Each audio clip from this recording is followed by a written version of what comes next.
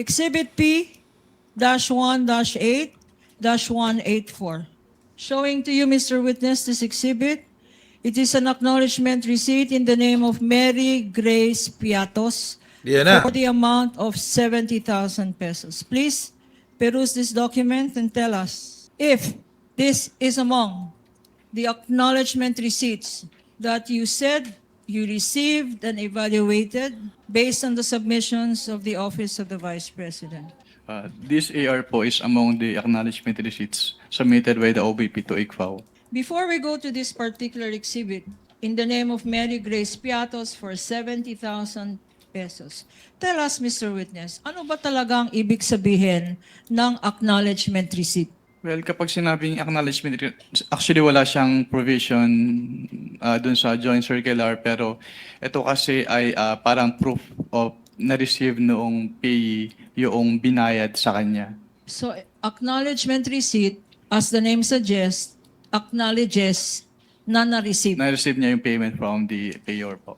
So, ina-acknowledge ng isang Mary Grace Piatos na tumanggap siya ng magkano? Based from this acknowledgement receipt po, tumanggap po si Mary Grace Piatos ng 70,000 pesos for the payment of rewards, close and open parenthesis, medicines. Wow, Ano, confidential bakit funds with dalawa medicines. to? Payment of rewards tsaka medicines. Anong ibig sabihin?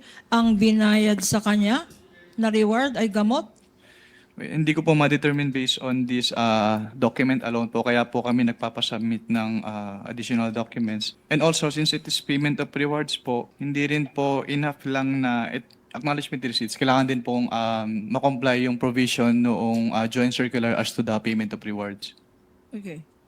So, itong Mary Grace Piatos acknowledgement receipt ay sinasabi mo na violation ito ng joint circular. Bakit? Dahil hindi po ito properly supported by document evidencing success po, which is required under 4.8.5 of the joint circular 2015-01. Okay. Incidentally, Mr. Witness, pag merong pangalang Mary Grace Piatos, kayo ba ay nag-i-investigate o kasama ba ng post-audit nyo ang mag-ascertain sino ba itong Mary Grace Piatos? Since what we do po is compliance audit, so ang naging basehan lang po namin ng audit ay kung ano yung nakalagay or piniprescribe ng Joint Circular 2015-01. Pero dun sa Joint Circular naman po kasi, hindi naman nakalagay doon na kailangan tignan namin yung recipient ng payment. I will show you another document. Marked for the prosecution, Attorney Peña, P-1-8-619. Another Piatos, named Rene Piatos. Pakibasa. The amount is 100... Counsel, it's Renan Piatos. Renan Piatos. Renan Piatos. Ang amount 110,000 pesos. At ang date ay 12/27/2023. Being flashed on the screen for better appreciation of the Honorable Impeachment Court. What observation can you make or have you made as regards this acknowledgement receipt? Based on this acknowledgement receipt po, binayad po siya noong December 27, 2023, which is 1 year po after nung supposedly coverage nung kanilang cash advance for confidential fund. Kailan ba binigay ulit itong cash advance? December 27, 2023 po, based on this document. Pero what actually is the correct date, if you know? I cannot determine po the correct date based on this document, pero dapat po kasi ipasok siya doon sa coverage nung kanilang cash advance based on the document submitted to ICFAO. So, hindi ito pasok. Yes, ma'am. Based on this document, yung period of payment, yung date of payment po ay hindi pasok doon sa coverage nung kanilang cash advance. Anong tawag doon? Yung hindi pasok? Discrepancy? Hindi po siya discrepancy. Hindi lang talaga siya pasok. Parang the payment was made outside the coverage noong With the cash permission advance. of counsel, December 21 to December 31, 2022, yung covered period ng disbursement Yes. ng confidential fund, Mr. Wamil, right? Yes, Your Honor. So when you say hindi pasok dun sa period na yon, ng Yes December po, Your 21 to 31, 2022. Yes po, Your Honor. Dahil 2023 nakalagay na taon, supposedly. Tama? Yes po, Your Honor. Okay. You may proceed, Counsel. 12 months na hindi pasok. 2023.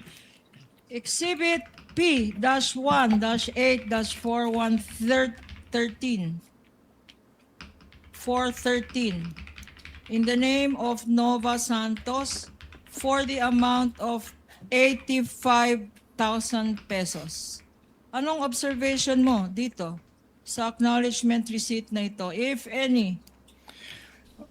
Since it is payment of rewards po, in closing up in parentheses, various goods, dapat ay supported po ito ng document of success as prescribed under item 4.8.5 of the Joint Circular 2015-01.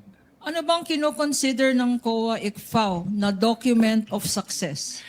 Actually, wala kang specific na document as prescribed under the Joint Circular. Pero kapag may sinabit po kasi sa amin, chine-check namin if the requirement of the Joint Circular is met. So tinitingnan po namin yung relationship between the successful information gathering or surveillance activities vis-a-vis yung information given by the informer. I'll show you now. P-8-1-8-531 in the name of Miko P. Harina. Miko For Piharin. 295,000 pesos. Again, ang nakalagay dito, hindi pasok. 12/31/2023. Leading, Your Honor. Objection. Okay, I will reform. Kindly reform, What Counsel. can you say, what can you observe about the date indicated there, if any? The date po indicated in this document is December 31, 2023 as the date po nung receipt of payment by the And what payee. significance can you draw, if any, from this date? It is outside po dun sa period po nung kanilang disbursement which is December 21 to 31, 2022.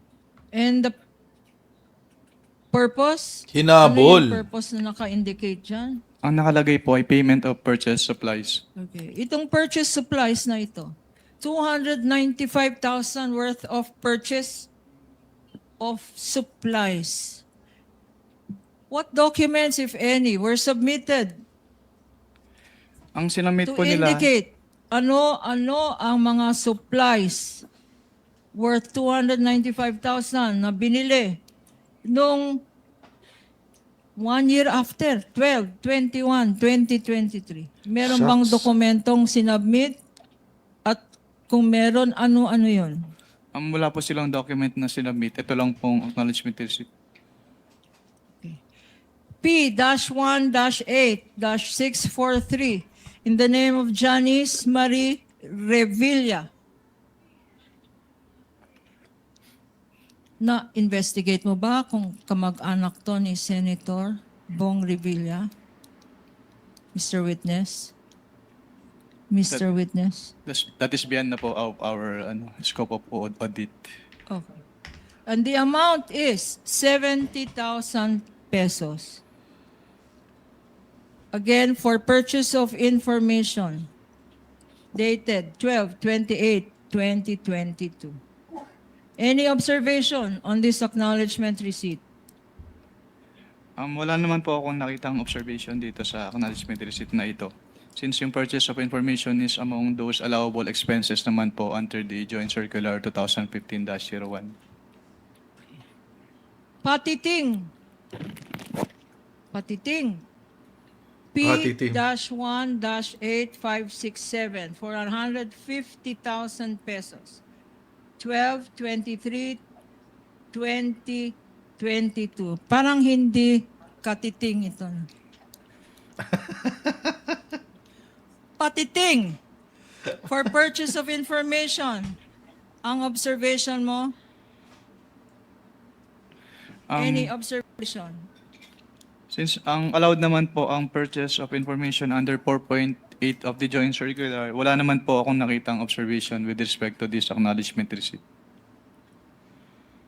P-1-8-545 in the name of Odi or Andy C. Lim for 50,000 pesos. Andy Lim. Ang dilim. Kanya ko pala hindi mabasa. Andilim. Para kay Andilim. 50,000 pesos. Ang date, 12/21/2023. Ano ang observation mo ulit? Kung meron man. Yung date of payment po, December 27, 2023, is outside the coverage po nung kanilang period of disbursement, which is December 21 to 31, 2022. Patay. Kung merong andilim, siguro dahil Objection, pikit. Your Honor. I'm sorry, but I've been giving leeway to opposing counsel, but I think she's been coloring, the contents of the documents. Actually, kanina pa. Your Honor, I'm just reading. It says here. And No, counsel Your Honor. can it says andilim. I think you It's the know way my it point, Your sounds, Your Honor. Honor. It's like patiting. That's the way it's spelled. And the next one, maybe you will object again. It's Alejandro A. Pikit. I was gonna say, kanya siguro madali. May pikit ang mata. Pikit. Exactly, Your Honor. Our point, Your Honor. Pikit. Counsel for the panel of prosecutors, I think you know what the counsel for the respondent is talking about. Yes. Kindly proceed accordingly. Okay, Alejandro A. Pikit, P-18-544 for 90,000 pesos. And the date here, again, is 12/21/2023. Purchase of information. Any observation, Mr. Witness? Yung date of payment po na December 21, 2023 based on this document is outside po doon sa kanilang period of disbursement. Okay. P-1-8-556 being shown to you and flashed on the screen is for Fiona Biong for 80,000 pesos. 12/22/2022 also for payment of information. Any comment, Mr. Witness? Wala naman po akong particular observation on this AR kasi yung purchase of information is allowed naman po under 4.8 of the joint circular. And the last two, also for payment of information, P-1-8-654 for Cisfronio Balsac for 70,000 pesos. And P-1-8-615 for Gabriel S. Bisaya for 70,000 pesos. 12/27/2022. Any observations, Mr. Witness? Yung date of payment po ng December 27, 2023, which is outside the coverage po nung kanilang period of disbursement. Now, having shown you selected few of these 845 acknowledgement receipts, can you confirm now that the ones shown to you and those that are part of your summary stated in your tabulation are the documents submitted to you by the Office of the Vice President by way of liquidation of monies allegedly paid to alleged payees and for alleged purposes? Yes po, ma'am. I will go now to the Office of the Vice President. What happened next, if any? From what period po yung tinatanong niyo, ma'am? From the date of After you received the response of the Office of the Vice President, what action did you take, if any?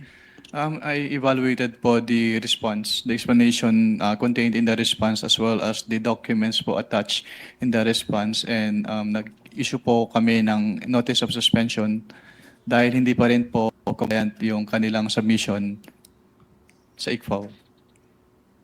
Again, can you remind us what a notice of suspension is? Based on the Joint Circular 2015-01,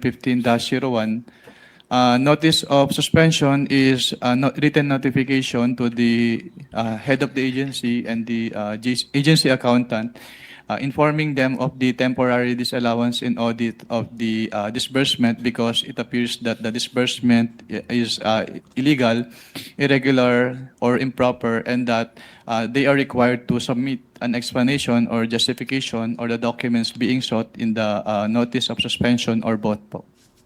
If a notice of suspension is shown to you, P-1-13-A, which is a common exhibit with the defense, would you be able to identify the same?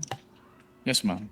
And for better appreciation of the Honorable Impeachment Court, we will Assisting be counsel of flashing the both same parties on may the approach. screen.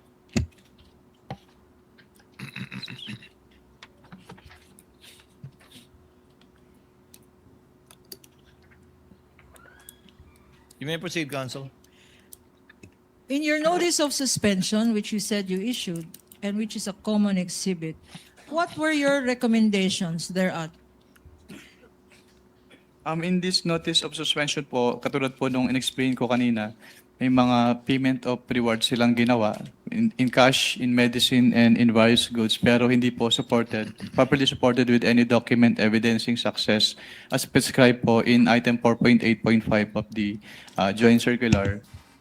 That is observation number 1 po.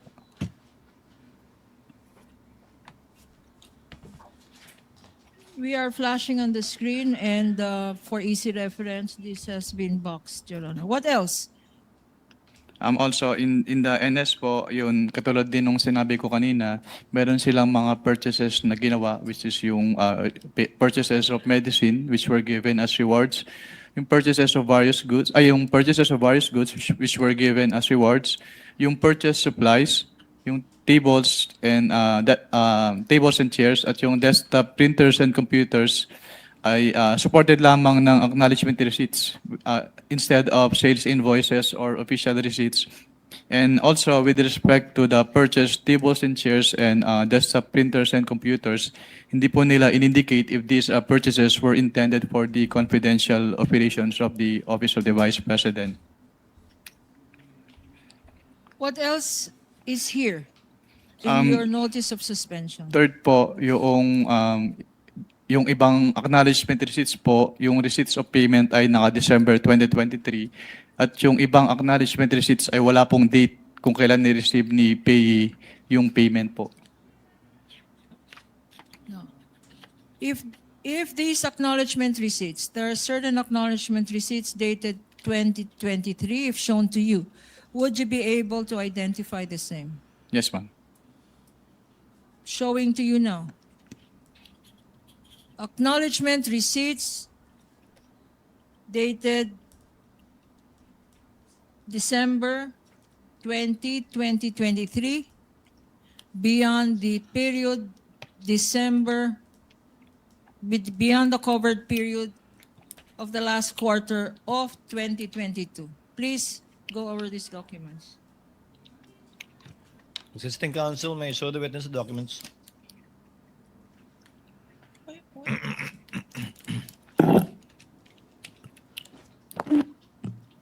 Bakit puro acknowledgement receipt lang?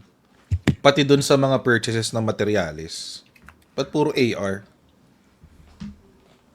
Gets ko yung sa Gets ko yung sa pagbigay ng rewards na AR lang yun. Kasi hindi naman makakapagbigay ng resibo yung civilian. Your Honor, please, this notice of suspension, as I mentioned earlier, is a common exhibit, Your Honor. And I will call the witness to please take a look at Annex A of this notice of suspension, which appears to be a tabulation of these undated and dated 2023 acknowledgement receipts. Are you looking at it? Undated Annex pa yung A? iba?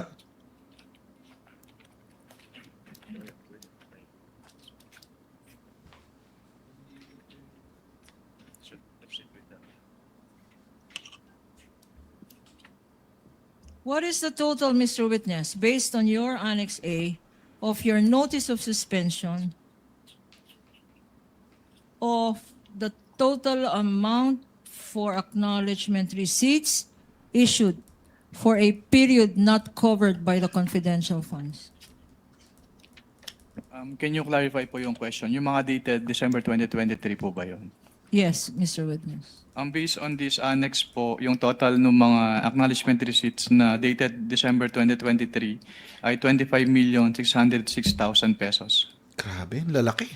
For 2023, 25,606,000. What about confidential funds liquidated based on undated acknowledgement receipts na walang date? Undated. Based po on Is that also shown in your Annex A?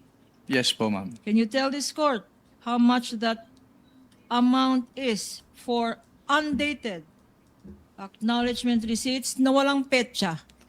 Ang total amount po ay 3,276,000 pesos po. Okay, and pag tinotal natin ito, magkano lahat ito ang nakalagay sa notice of suspension mo? Yung undated tsaka December Yes, Mr. 20. Witness. Bali, ang magiging total po ay almost 29 million pesos po.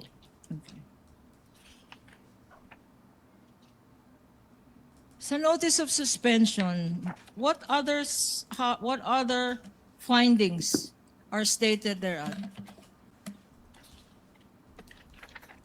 Sa notice of suspension po, may findings din po about some expenses po na piniresent doon sa kanilang acknowledgement receipts na hindi presented doon sa kanilang accomplishment report. What else, Mr. Witness? Number 5 po dun sa notice of suspension, katulad po nung sinabi ko kanina, yung total expenses nila based on the acknowledgement receipts ay umabot ng 125,150,000, which is 150,000 in excess po doon sa kanilang total expenses based on the accomplishment report na 125 million pesos. Let me try to understand this. Nag-issue ang total is sobra. Nag-liquidate, pero ang liquidate nila ay sobra sa amount na 150 million. Ang ginastos po nila 100 based on the acknowledgement 125. receipts ay sobra po compared dun sa laman ng kanilang accomplishment report. May May discrepancy. discrepancy po na 150,000 pesos. What happened? May notice of suspension. What happened after you issued this notice of suspension? If any? After po ma-issue yung notice of suspension ay wala na po akong personal knowledge since nag-transfer na po ako to other audit sector po of the Commission on Audit.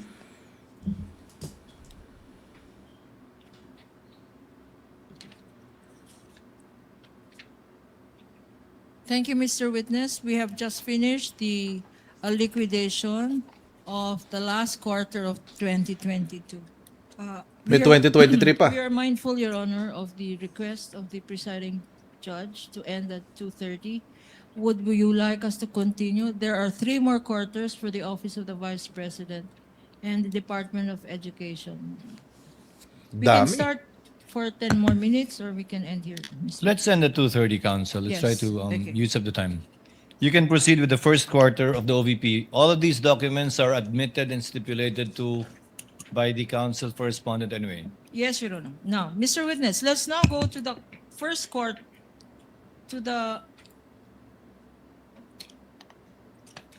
let us now go to the first quarter. 2023 na to. So yung kanina 2022 lang. Ang daya ng discrepancy. Ito isang buong taon.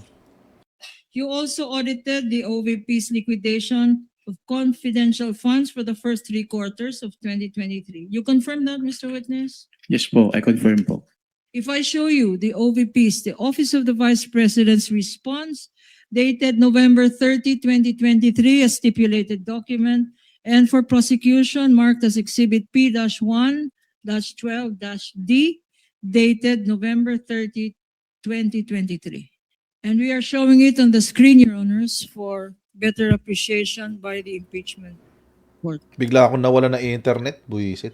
What, Mr. Witness, if any, were the liquidation documents submitted by the Office of the Vice President as regards the confidential funds received for first quarter and the second quarter of 2023? Council, just to point it out, I believe that the November 30 response pertains to the last quarter of 2022, not the first quarter of 2023. Yes, Your Honor. Thank you for pointing it out, Your Honor. For the first quarter of 2023, what documents were submitted by the Office of the Vice President by way of liquidation of the confidential funds for this period? The documents po submitted by the Office of the Vice President for the first and second quarter of 2023 include yung kanilang liquidation report, yung disbursement voucher, yung cheque, yung obligation request, their physical and financial plan for calendar year 2023, yung kanilang quarterly accomplishment reports, and yung proof of submission po nun dun sa Office of the President, the Senate President, and the Speaker of the House, yung certification po nung accountable officer on the utilization of the confidential fund, yung designation po nung kanilang special disbursing officer, yung specimen signatures nung signatories nung documents, at yung fidelity bond po nung kanilang accountable officers. And Mr. Witness, if these documents are shown to you, would you be able to identify the same? Again, Your Honor, the documents mentioned by the witness are stipulated documents Councilman Rapuch. marked both by the prosecution and defense. Showing to you, Mr. Witness, liquidation documents for the period covering February 6 to March 29, 2023. For another period, April 25. Among the documents being shown to you is a physical and financial plan issued by the Office of the Vice President for calendar year 2023, being flashed on the screen. Specifically, a physical and financial plan dated January 20, 2023, marked as Exhibit P-1-14-A-1, Common Exhibit with the respondent. On the lower right side of this document, there appears a signature below the words approved by. Whose signature is this, Mr. Witness? This is the signature po of the Vice President Sara Duterte. And again, tell us why you know this signature. Tell us. Because the OBP po submitted specimen signatures of the signatories po, and one of the specimen signatures submitted is that of the Vice President, and her signature po on the specimen signature submitted is the same with her signature po on this document. And in this very same document, there is a phrase, quote unquote, approved by. What does this mean? Ang ibig sabihin po noon ay inapprove po ni Vice Presidente yung contents ng physical and financial plan na sinubmit sa ICFAO. Please take a look at these documents and tell us what significant observations have you made? If any. Based on this document po, hindi po naka-integrate dun sa column A yung specific confidential activities as required po under 4.2 of the Joint Circular 2015-01. Why is this necessary? It is necessary po since under item 4.2 po of the Joint Circular, it shall be the basis po ng disbursements ng kanilang confidential fund. What else did you observe, Mr. Witness? Since yung hindi po naka-enumerate yung kanilang specific confidential activities, yung columns for the expected outcome at yung column for the physical target ay hindi rin po kompleto since hindi po nakamatch yun doon sa kanilang specific confidential activities. For the record, because it's not quite clear, could you read for the record what is there stated in the third column? In the third column po, physical target. Letter A, number of identified areas with surveillance conducted and monitored, and letter B, percentage of activities implemented without and toward security-related incidents. Okay, you mentioned number of areas. What specific number was indicated there? Wala pong naka-indicate dito, ma'am.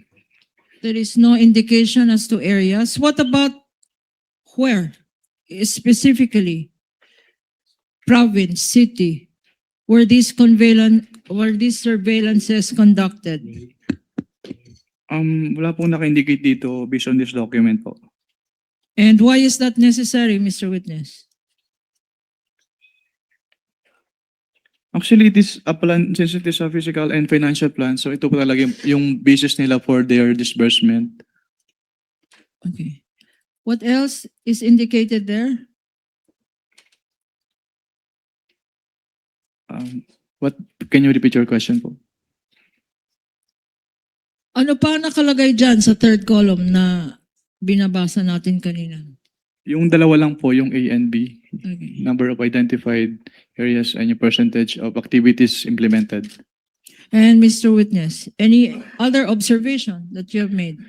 Katulad po nung sinabi ko kanina, dapat ay nakamatch yan dun sa kanilang specific confidential activities. Pero since hindi po naka-enumerate yung kanilang specific confidential activities, so hindi rin po kompleto yung information dun sa kanilang physical target. Ano naman, based on this, ano naman ang provision, applicable provision ng joint circular? That is Ang yung, applicable dito. yung item 4.2 po of the joint circular. Ano ang 4.2 natin ulit? It provides therefore that all allocations for confidential fund must be supported with a physical and financial plan which shall indicate the proposed amount for each project, programs, and activities where the disbursements from the confidential fund shall be based. We now go to the last set of documents, which are also stipulated documents. I am showing to you 3 checks, specifically land bank checks. A land bank check 002444053 dated January 31, 2023, previously marked as prosecution's exhibit P-1-11-B. Again, this is a stipulated document. What, if any, is the significance of this land bank check Ito being pong, flashed on the screen for easy reference? ito pong land bank checks, ito yung proof na pwede na nilang i-withdraw yung kanilang cash advance. At magkano ang land bank check na yan? Based on these land bank checks po, ang amount po ay 25 million pesos per quarter from the first to third quarter of 2023.